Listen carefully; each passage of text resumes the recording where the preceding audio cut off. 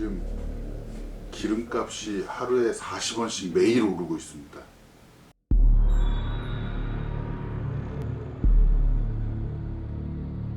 미국도 기름값이 폭등하고 있거든요. 네. 그러니까 바이든 정부가 나름 이렇게 영악하다는 게 그걸 여론의 한 발 뒤에서 걸어가는 거예요. 한 발 뒤에서. 국민 정서를 앞질러 와버리면 이제 그 책임 화살이 바이든한테 오는 거예요. 야, 네 것 때문에 그 에너지까지 그건 너무했잖아. 이런 여론으로 가는 거예요. 그래서 지금 바이든은 뭐냐면 여론에 떠밀려 가는 모양새를 취하고 있어요. 예를 들면 바이든 지지율 8% 올랐습니다. 바이든 우크라이나로 손해를 봤을까요? 이득을 봤을까요? 라고 생각한다면 이득을 본 거죠. 맨날 미국을 표현할 때 세계의 경찰이라는 수식어를 가끔 이제 쓰잖아요. 예. 세계 경찰이 이제 없어요. 지금은 미국이 국익이라는 차원에서 글로벌 세계 전략을 취하는 거지. 그 계산은 다 유럽도 해요. 유럽은 에너지 제재, 특히 원유라든지 가스, 특히 천연가스. 결국에는 뭐 수입을 줄이겠다고 하잖아요. 그래서 결국은 각국별로 지금 하고 있는 그런 제재들이 보면 다 득실을 따지면서 어디까지 이게 해야지 자신들 내부에 득이 되는가를 보고 있는 거죠. 그러니까 제일 사실은 고통스럽고 괴로운 건 우크라이나 사람들이에요. 그 우크라이나 대통령이 나토하고 미국이 요청을 했잖아요. 영공을 그 비행 금지를 해달라. 그 비행 금지하라면 러시아 전투기가 못 날아가게 만드는 거예요. 안 하잖아요. 예를 들면 러시아 전투기가 우크라이나 영공에 들어오면 그걸 비행 금지라는 것은 그걸 격추해야 돼요. 누가 격추를 해야 돼요? 나토가 해야 돼요. 러시아 전투기를 격추한다는 것은 전쟁이에요. 그래서 이 나토나 미국의 입장은 뭐냐면 우크라이나가 불쌍하다고 생각한다. 근데 우리가 러시아하고 주먹질은 싫어. 이거예요. 죽는 것도 여러분들이야. 라는 거예요. 이게 국제사회가 원래 이런 거예요. 이번에 우크라이나하고 이제 러시아 전쟁을 보면서 러시아 군대가 생각보다 질이 멸렬하다는 거예요. 그러니까 이제 몇 가지 영상이 이제 그동안 이제 공개되고 그랬는데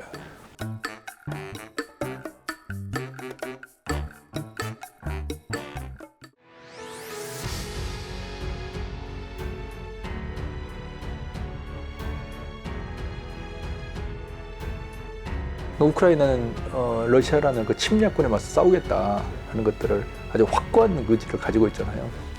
그러니까 전쟁에서 제일 결정적으로 중요한 건 뭐냐면 정당성과 대의명분이에요. 미국이요, 베트남 때에서 바로 당했던 그 충격이 그거였어요. 2차 대전 때는 뭐냐면 미군은 가는 데마다 자유를 지키는 영웅이었어요. 아니, 영국을 도왔고 프랑스를 해방시켰고, 그 프랑스를 해방시킬 때 그 열렬한, 지금도 그 사진 있잖아요. 미군 병사하고 프랑스 여성이 키스하고 이런 아주 정말 사진들이 있는데, 그러니까 해방군으로서 가는 데마다 해방군이었어요. 베트남 침략군인 거예요. 너희들은 침략자야. 우리나라 왜 오는 거야? 그러니까 미군 병사들이 느끼는 그 충격이 그만큼 컸던 거예요. 자기들은 베트남을 도와주러 왔어요. 제가 그렇게 생각했어요, 심리적으로.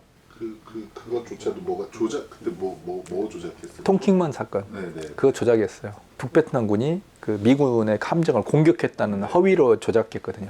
하다하다 안 되니까 그렇게 조작하는 거예요.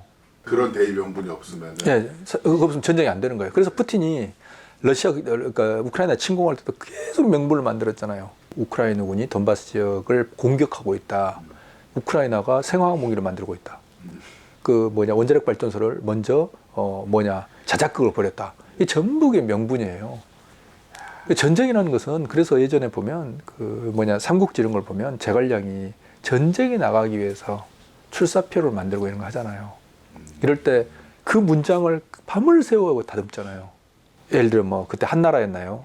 한나라 왕실이 어쩌고 역적 조조를 하면서 그걸 구구절절 막 감동을 시키기 위해서 막 쓰거든요.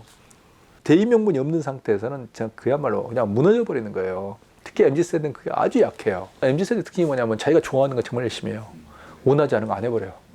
MZ세대는 우리나라 어떤 그런 기류가 아니라 글로벌리 그러는 것 같아요. 심지어는 북한도.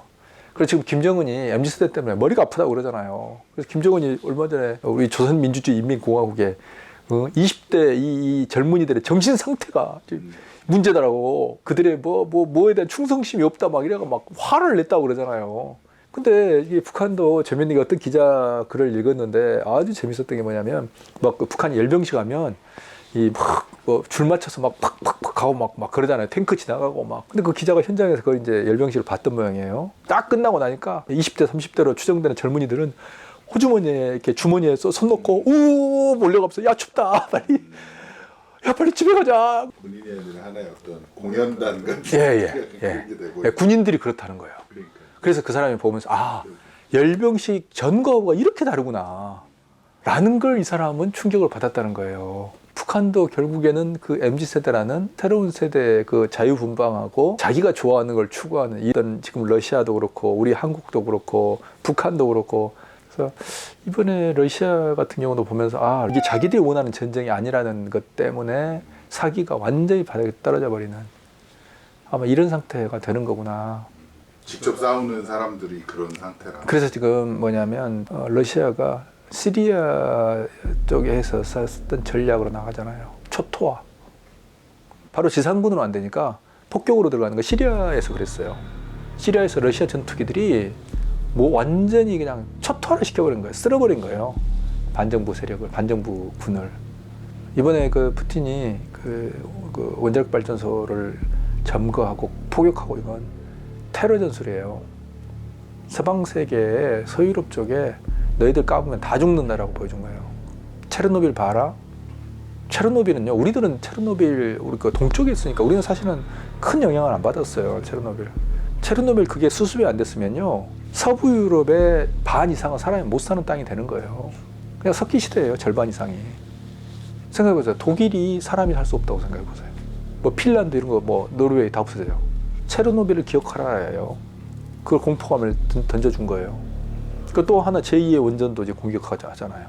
그게 그런 민간인들에 대한 정말 테러인데 군사적 테러죠. 그게 작동을 하는 거예요. 결국에는 러시아가 굴복을 하게 되면 경제적으로도 서방 세계의 지배하에 놓이게 돼요. 네, 그걸 다 보고 있는 거예요. 그걸.